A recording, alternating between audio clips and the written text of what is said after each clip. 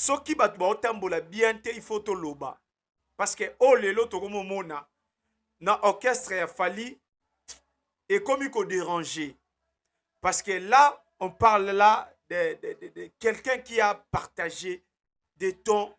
Avaristo Solo depuis 2009 abeta Arsenal de belles mélodies à Longwen à 2016.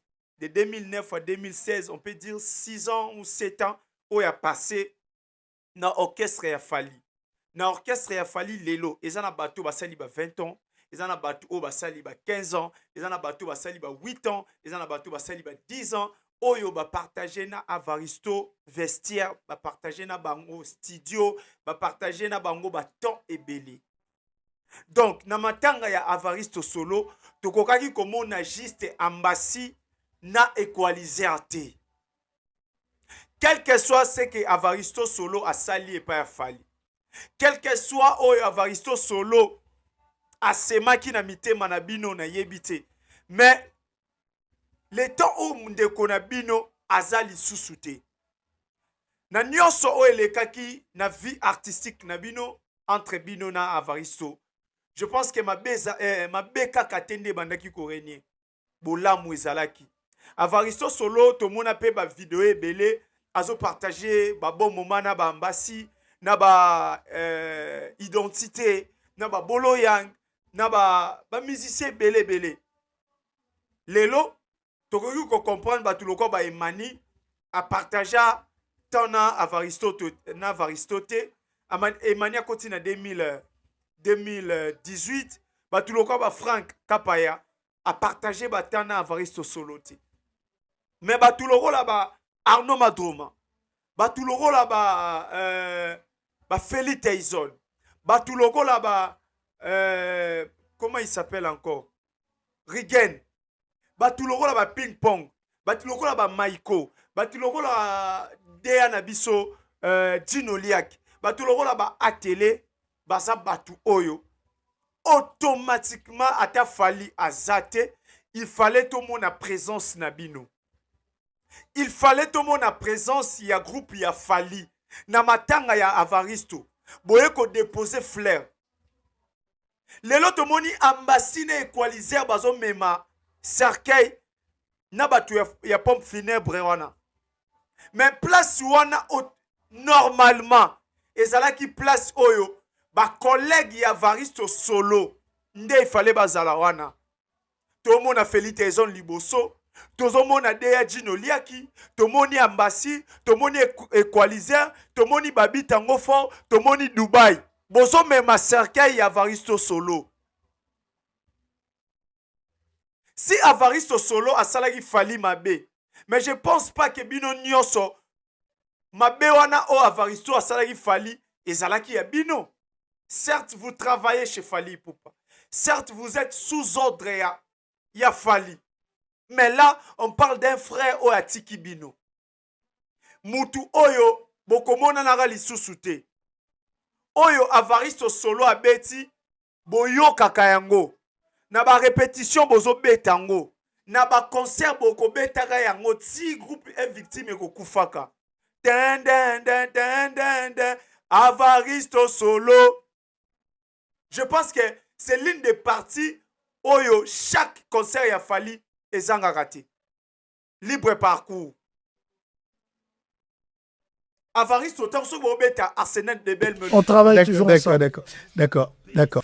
Alors Sikoyo yozo comparé na Franco na Taboulé. Déjà Papa Wemba aussi et Kofi. mais déjà héritier et Fally c'est pas Papa Wemba et Kofi, c'est pas Luambo et Taboulé, c'est différent. C'est vrai aussi que oui, comme après Papa Wemba était un peu en ballottage défavorable. Voici la question, qui est bénéficiaire de ça?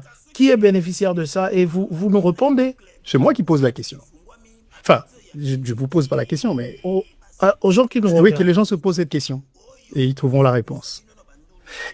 Est-ce que est-ce que Fally vient dans ce truc pour prouver? Non. Peut-être. Peut-être pas. Peut-être aussi. Est-ce qu'Héritier vient dans cet album pour prouver? Peut-être pas. Qui en est le gagnant? Qui en est le perdant? Qui en est le perdant?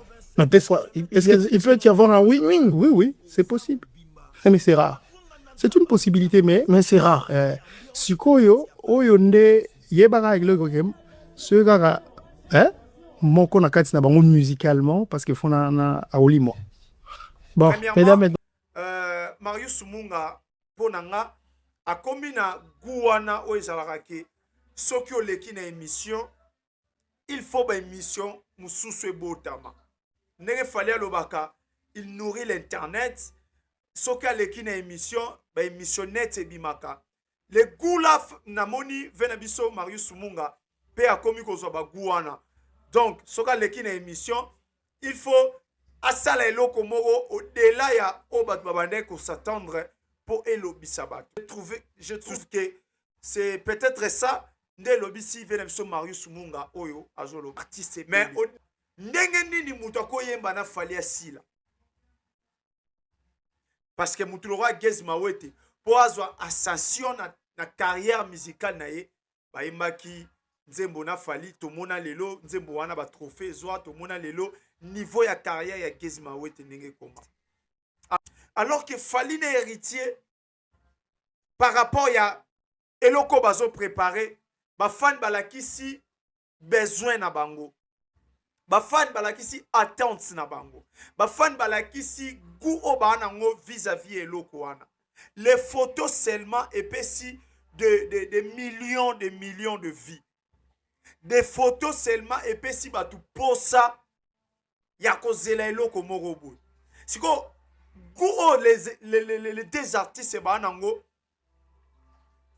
adrénaline o ba nango pona oluka ko proposer les biso œuvre moko oyo déjà eloko ebimi na nuté batu ba comparer ngona wake up batu ba comparer ngona zoki molangi différentes featuring et salema na mboka na biso mais projet na no ebimite batu ba otia déjà ba dimension ya ba featuring o salema ka ba o classer projet wana place moko supérieure conscience wana ba artiste ba nango bayoka siko communicateur moko journaliste moko avandi aolobake entre bango mibale moko ifo sila oyebi eloko ozo seme na mutu ya artiste wana mibale. Et voilà, très chers fidèles internautes, les abonnés de Max Congo News, bonjour, bonsoir. Ça dépend de l'heure à laquelle où vous allez tomber sur cette émission, analyse sur analyse, émission Nabino Botalara partout dans le monde entier. Merci beaucoup, Naba fidèles abonnés Nabiso. Oyo bozo continuer ko s'abonner, bozo continuer koko la ndenge kaka tolingaka. Merci vraiment Nzambe abate la bino. Esika ezwami bino, l'actualité musicale est obligé biso to ya solo la. Faire gola enfin kalamingite boîte ce qui code 16 ezobima toko solo la code 16 toko solo la affiche nango otomoni l'artiste faire gola a outil ko publier na ba réseau na ye ndeko na biso Avaristo solo oyo azalaki moko ya orchestre ya Fali Ipupa autaki kotika biso c'était hier bakundaki ye tokomeka un peu ko solo la pourquoi ba musicien Fali bayaki te et tomoni absence ya Fali ye moko absence ya ba musicien na ye qu'est-ce qui s'est passé vena biso Marius Munga alobi featuring ya Fali ne héritier après featuring wana moko ifwa alimwa batunie alobi te moko ifwa alimwa du côté musical tokomeka pe ko solo la yango. Alors mesdames et messieurs prenez place o alingaka kotala émission na biso na lipa na nguba sombaka déjà o alingaka popcorn sombaka o alingaka moi jiez à la pembeni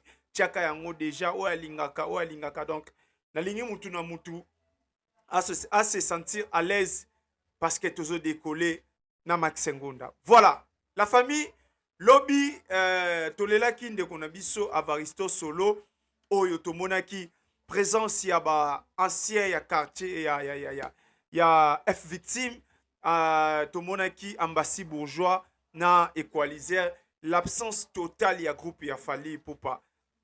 Je me suis demandé ni ne sali ke ba musicien ya Fali o bazal lelo na F victime ba oyo ba partager ba bon moment na Avaristo ba o bazala ba mi ba o ba betaka ba œuvre ya Avaristo ti lelo ba oyo pe ba partager vestiaire moko na Avaristo baya ko rendre un dernier hommage na été. Qu'est-ce qui s'est passé na yebite. Mais lelo il faut to meka ko lobaka makambo vrai.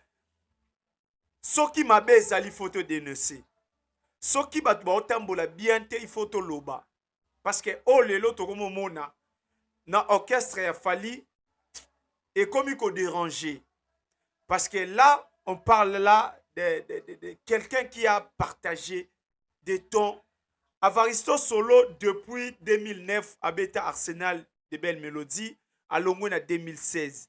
De 2009 à 2016, on peut dire 6 ans ou 7 ans où il a passé dans l'orchestre et a Fally. Dans l'orchestre et a Fally lelo, ils en a bateau basali ba 20 ans, ils en a bateau basali ba 15 ans, ils en a bateau basali ba 8 ans, ils en a bateau basali ba 10 ans. Oyo ba partager na Avaristo vestiaire, ba partager na bango studio, ba partager na bango ba temps ebele. Donc na matanga ya Avaristo Solo, tokokaki komona juste ambassy na equaliser te. Quel que soit ce que Avaristo Solo a sali et pas Fally. Quel que soit oyo Avaristo Solo a semaki na mitema na bino na yebite. Mais le temps où ndeko na bino azali susute. Na nyonso o elekaki na vie artistique na bino entre bino na Avaristo. Je pense que ma beka katende bandaki korenye. Bolamu ezalaki. Avaristo Solo to mona pe ba vidéo ebele azo partager ba bon moment na ba ambassi na ba identité na ba bolo yang na ba musicien bele. Lelo tokoki ko comprendre ba tuloko ba emani a partager tant na Avaristo te emani a koti na 2018 ba tuloko ba Frank Kapaya a partager ba tant na Avaristo Solo te. Mais ba tuloko la ba Arnaud Madroma, ba tuloko la ba Feli Tyson, ba tuloko la ba comment il s'appelle encore, Rigen. Batuloko la ba ping pong, batuloko la ba Maiko, batuloko la Dea Nabiso, Dino Liak, batuloko la ba Atele, baza batu oyo. Automatiquement, ata Fally azate, il fallait tout le monde à présence nabino. Il fallait tout le monde à présence, ya groupe ya Fally. Na matanga ya Avaristo, boye ko déposer fleur. Lelo to moni ambassine equaliser bazo mema. Cercueil na batu ya pompe funèbre wana. Mais place wana normalement ezalaki place oyo ba collègue ya Avaristo Solo nde il fallait bazala wana. To mona Feli Tyson liboso, tozo mona Dea Dino Liaki, to moni ambassy, to moni equalizer, to moni Babi Tango Fort, to moni Dubai. Bozo mema cercueil ya Avaristo Solo. Si Avaristo Solo a salagi Fally mabe, mais je pense pas que bino nyonso mabe wana o Avaristo a salagi Fally ezalaki ya bino. Certes, vous travaillez chez Fally Ipupa. Certes, vous êtes sous ordre ya Fally. Mais là, on parle d'un frère o atiki bino. Mutu oyo bokomona nanga lisusu te. Oyo Avaristo Solo abeti boyo kakayango. Na ba répétition bozo betango, na ba concert boko betaka yango ti groupe est victime ko kufaka. Avaristo Solo. Je pense que c'est l'une des parties oyo chaque concert ya Fally ezanga raté. Libre parcours. Avaristo tant so bo beta Arsenal de belles mélodies, Avaristo azali. So bo beta Power, Avaristo na Feli Tyson bazali. Libre parcours, c'est comme si abeta ngoye moko. Abeta banzembo ebele. Donc, bamisia Fally à un moment, bosali mabe. Ce qui Fally azwa ki tenter. Ce qui Fally azala kite. On devait voir les groupes F victimes na matanga ya Avaristo Solo. Toyoki Fally pour patinda ki contribution na ye. Parce que temps et permettre yete. Mais le fait qu'atindi contribution, il est de cœur na bateau va perdre. ndeko na bango. Et bongo bino obo perdre pe camarade. Bino obo perdre ndeko. Bino obo perdre collègue obo komona ka elisusu te. Pourquoi pas qu'on rendre un dernier hommage naïe. Donc tout le monde a ambassy na équaliseur. Vous devez savoir que image automona matanga Evaristo, même si bat balobeli ngote, franchement bote ki image ya fali na ndenge ya mabe na misu ya batu. Toza batu a to vendre na internet, to ya ka un moment donné ko condamner mabe ozo le kana orchestre ya batu mususu. To bambaka Kofi Olomide mabanga. Kofi Mutaemba na orchestre na yo, danser Zabina na orchestre na yo, opesi mbongo te, fallait kundeli yo mutu, et tout, et tout, et tout. Mais on a besoin kibino azan de konabino. Oya tiki bino azan de konabino. Tokokeka komona equaliser na ambasité. Je pense que groupe ya fali mobimba bana Kishasa. F victime en général bazana Kishasa. Nini empêché bino bo rendre Evaristo dernier hommage na ye. Boko sabiso te que caméra les cas était place pour vandaki. Parce que ba image ya matanga to moni. Nga na zala na matanga ya Chimène Folo. O ya perdaki mama na ye. Je vis l'orchestre ya Fali mobimba na veillée mortuelle. Et zala na ngiringiri. Croisement comment on appelle ça? Khartoum na Bondo. Na kwa wana salle moko ya fête ezalaka salle polyvalente mo ezalaka wana. Matanga ya ser na biso Chimène Folo ya mama bango tolela yango wana. Ba misi a fali balongwa ba 3h 4h bakei. 9h to se retrouver na 51h na bango.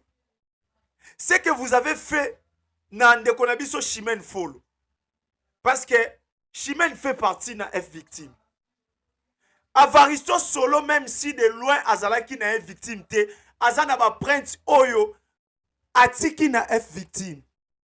Carrière ya Evaristo solo, histoire na ye, biographie na ye, le nom de Fali, le nom de F victime fait partie.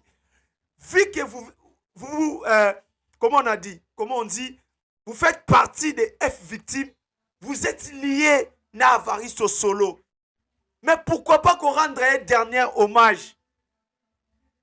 Pourquoi pas qu'on assiste na juste veillée mortuelle comme même cercueil ya muninga? Tout le monde ndenge ambassi na équaliser baleli Evaristo. Basala ki obligé te. Nini o bango mibale batikali nango na mutu oyo Evaristo atiki bango na mutu atiki yango epa ya identité te. Quoi de spécial? O equaliser atikali nango na mutu po na Evaristo atiki oyo Kabuya atikali nango te. Oyo Dubai atikali nango te. Oyo ndeko na biso dadi babi tango fort atikali nango te. Evaristo était l'un de vous. Vous partagez ba moment oyo esala ke ambassi à ses souvenirs n'a bien fait Evaristo solo, je pense que vous allez kiwan. C'est presque les mêmes moments où ils ont vécu avec Babi Tango Fort. C'est presque les mêmes moments où Dubaï Azanango. C'est presque les mêmes moments où identité Azanango.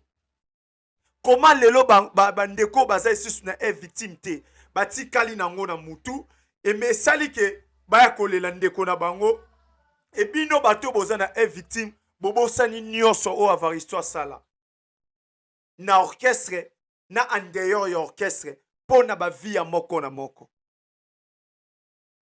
Je suis warrior. J'aime la musique de Fali.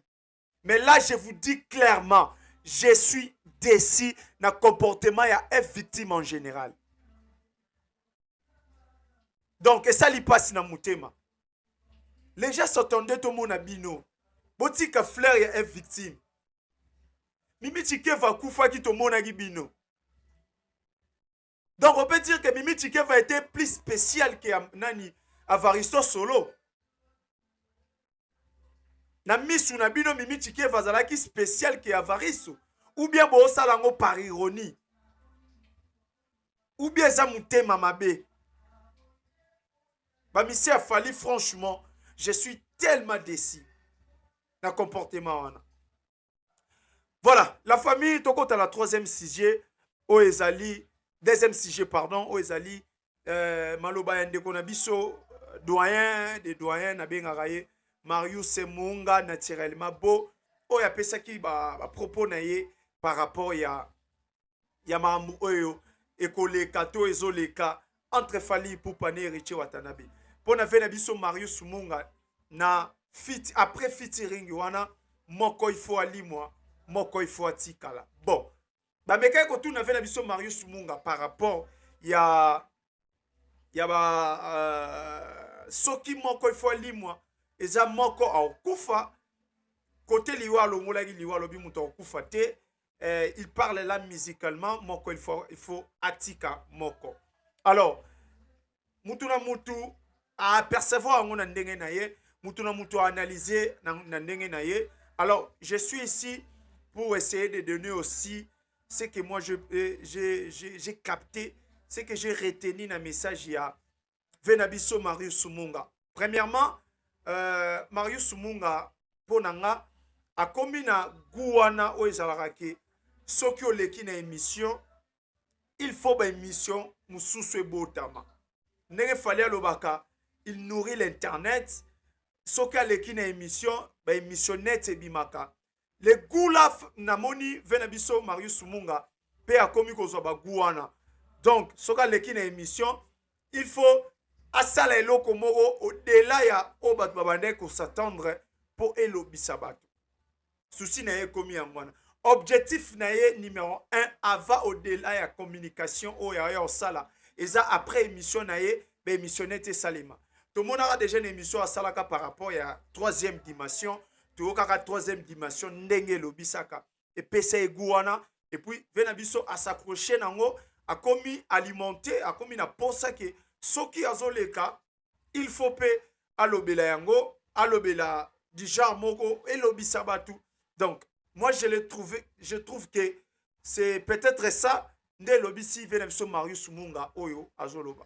Mais au-delà ya oana Marius Munga ayebike héritier akosi la té, Falipe akosi la té, les deux artistes bana ba carrière, bazana longévité, bazana beaucoup à nous donner, bazana énergie na capacité ya ko oumela sur la scène musicale. Alors, Venabiso Marius Munga, Fali Poupa oya lelo asali ba featuring ebele. Ebele, je pense que Fali a teki ba artiste ebele, ba artiste ebele pe ba teki. Koloba ke soki Fali mutu ayembi na Fali héritière aussi là. Soki nga na zu exemple ya bato ebele o Fali ayembi na bango ko banda 2020 style lo. Fali Poupa amatisi kutu carrière ya bato ebele ke ko silisa bango. Donc Fali Poupa koyemba na ye lelo et comme bénéfique pour na artiste ebele. Koyemba na Fali lelo et comme vitrine. Koyemba na Fali lelo et comme dimension supérieure. Koyemba na Fali lelo eza ouverture ya ba porte. Alors, na batu na ba bénéfice oyo koyemba na Fali eza ko apporter na ba carrière ya ba artiste ebele. Ndenge nini mutu koyemba na Fali asila. Parce que mutu lora Gez Mawete pour avoir ascension na carrière musicale na ye ba imaki nzembo na Fali to mona lelo nzembo wana ba trophée zwa to mona lelo niveau ya carrière ya Gez Mawete ndenge koma. Alors toti kara kosala ba analyse mususu certainement na niveau ya ba tu mususu na média boza esusu na posa ya ko plaire ba tuté boza esusu na besoin ya ba sortie médiatique banalité o ero lobisa batu na buzoba pour se sentir existant, pour se sentir que ngape na zanga pe ba olobelanga, il faut kaka oyana ba sortie médiatique moko oyo etika la batu to otika eloko te. Marius Munga vanda na ona place na yo. Place oyo zamitia na corps to na po ya héritier. Oyo ka ba propos oyo bimisi vis-à-vis na Fali na héritier na bato ba osala projet na bango. Mais qu'est-ce qu'on peut analyser à propos yo moko lobaki?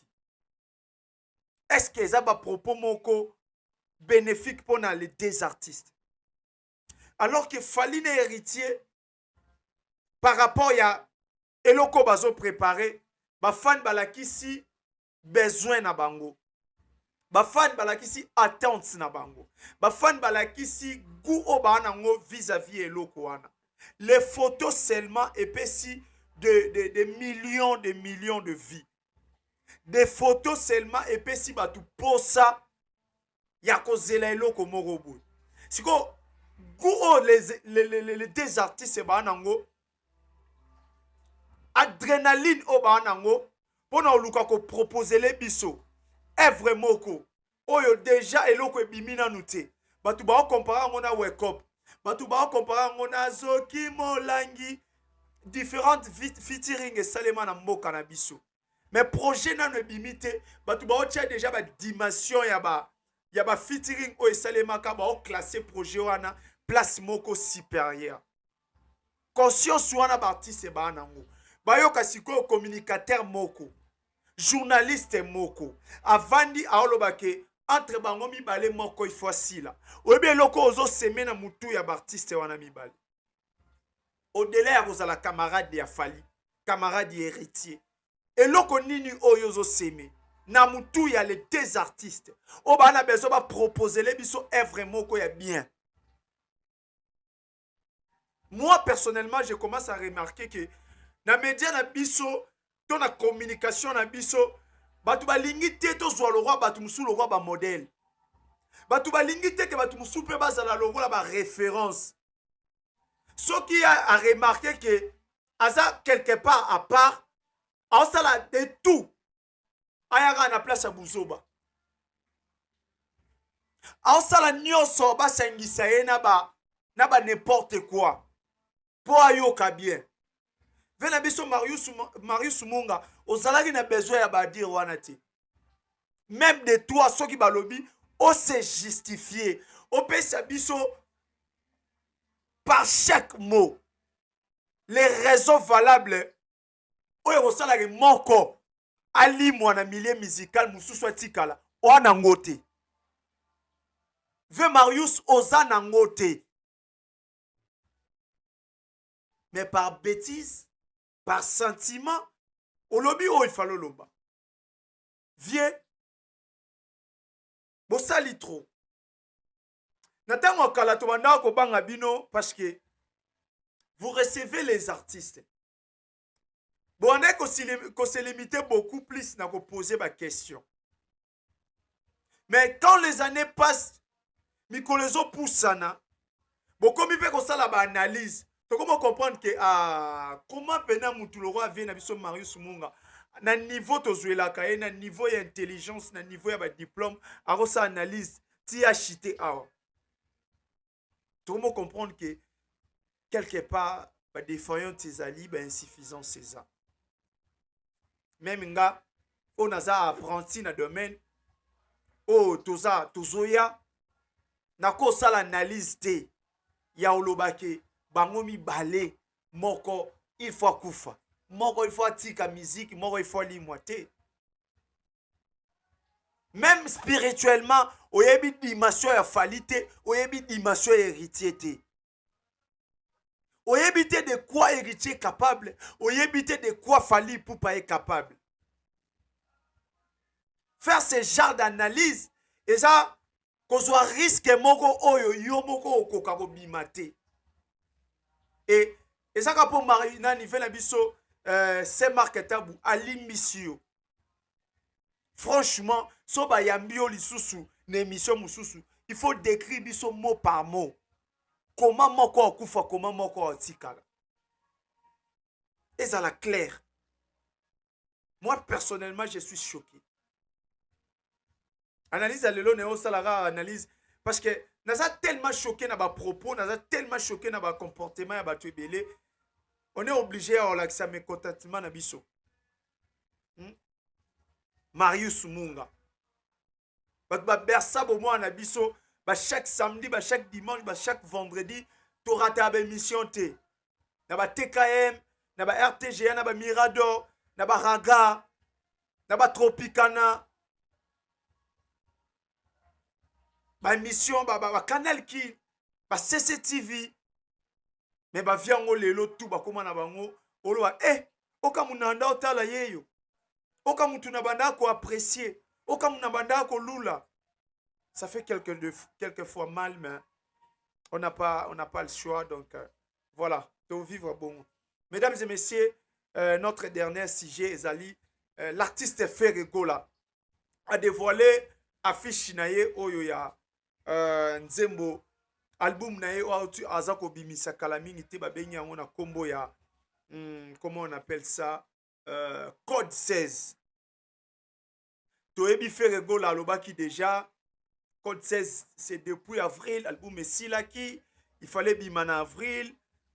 Toyebi tenine lekaki ndenge l'artiste il a toujours eu côté manque ya respect vis-à-vis na bato balandaka ye parce que assez communiquaka officiellement te directement te azalaka toujours alobi eloko tangu eloko yango esalami te olaya kopesa justification elekaka bongo après quelque temps eloko yango mpe koleka to se revenir sur ça mais modifier. Donc communication faire ezalaka un peu bongo tokaka ebima na avril album ebimi te ntango fali annoncer album na ye ekobima juin raté fali atie yango na septembre.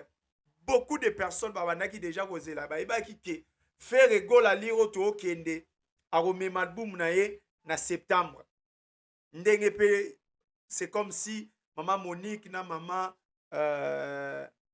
comment il s'appelle encore Marie Makiese babotara jour moko fali pupa na Ferre bako bimisa album presque na semaine moko to na mois moko ezali prédiction o bat bandaki déjà ko prédire et komi pe ki fali na Ferre ba bimisa album na mois de septembre.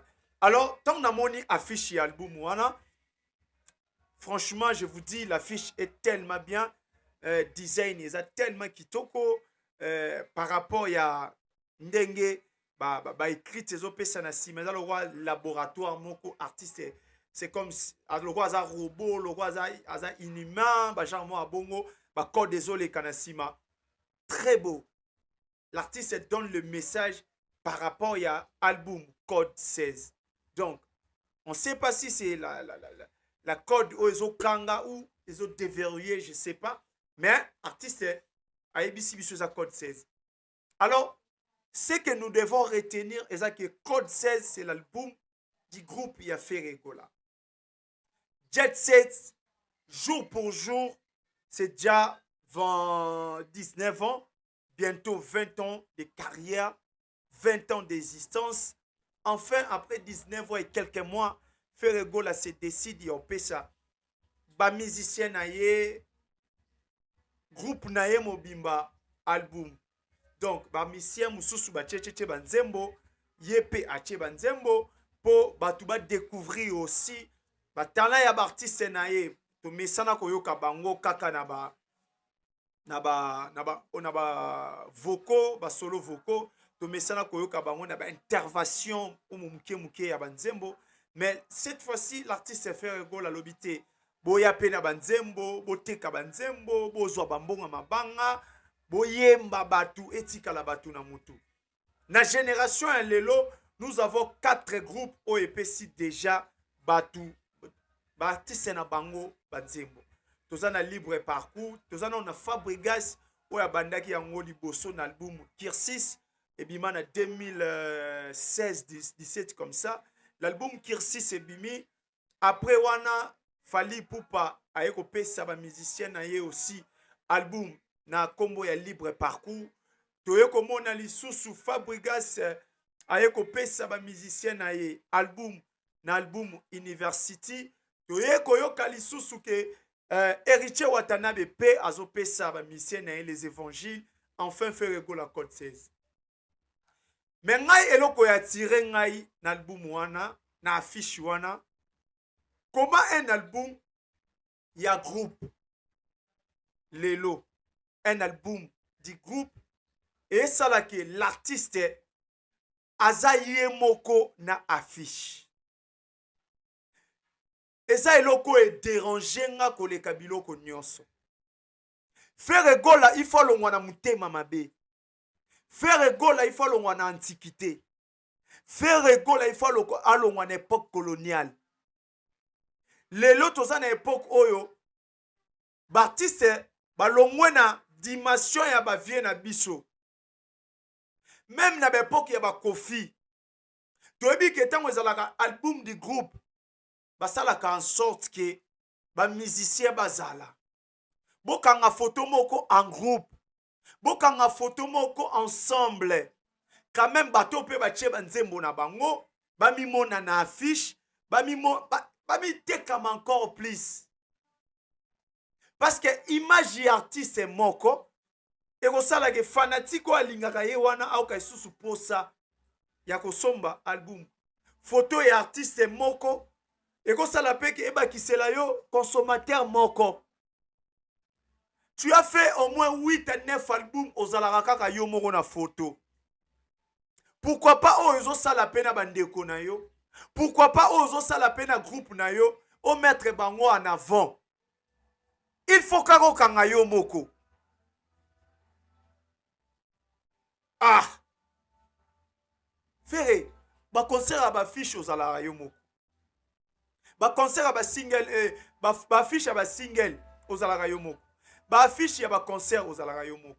Ba affiche ya ba album na yo aux Alaraka yo moko. Na oyo sengisa groupe Jet Set en général. Na oyo concerné ba œuvre épée ya ba ninga mususu. Na affiche fo Alaraka yo moko. Moi je préférerais que ozala tate bango moko bazala. To kata banzembo na yo na kati mais na image yo zalate. Ou bien ozala bokanga bino tuna bango.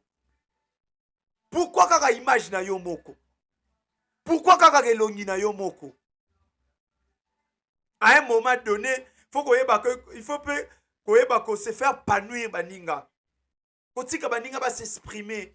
Kotika baninga ba zala libre. Bat ba oloba ke Max apesi bango de banzembo. Oui, kokanga photo na bango pesa une partie à liberté. Il faut pas qu'à se limiter qu'à pesi bango nzembo suki wana te. Ba pesi bango nzembo, ba kangi photo et affiche officielle album. Quand même et ça la bien. Donc voilà, nazaki kaka na quelques minutes sur solo la nabino. Mesdames et messieurs, continuez de s'abonner, de partager, de liker et au salabiso vraiment bien. Vous qui nous suivez de partout, to zawana pona vous servir bino to zawana pona ko analyser bo meka un peu comprendre encore plus to ebi ki vous comprenez en abino mais Max Ngunda tango yaka to yako tiaka moi énergie moi lumière aussi comme molile bandaki ko dominer voilà na musika na pesi mbote na Christelle énergie yo ebi bambote na yo kale ya mboka Jojo Mayala bambote na yo bana ya ngambo ya sima ne tombera jamais Feli Endopo ni CP privé bambote na yo mwana mère Olivier Bongo ya vache bambote na yo sans oublier l'idée de génie Robert Ebinazai puis petit à Vienaye bambote na Salisa Osala Al Pacino bambote na Ostina Loliki bambote na yo ndeko na ngai bon séjour donc voilà je vous aime tous la famille d'ici là portez-vous bien Nzambe abatela bino bye bye.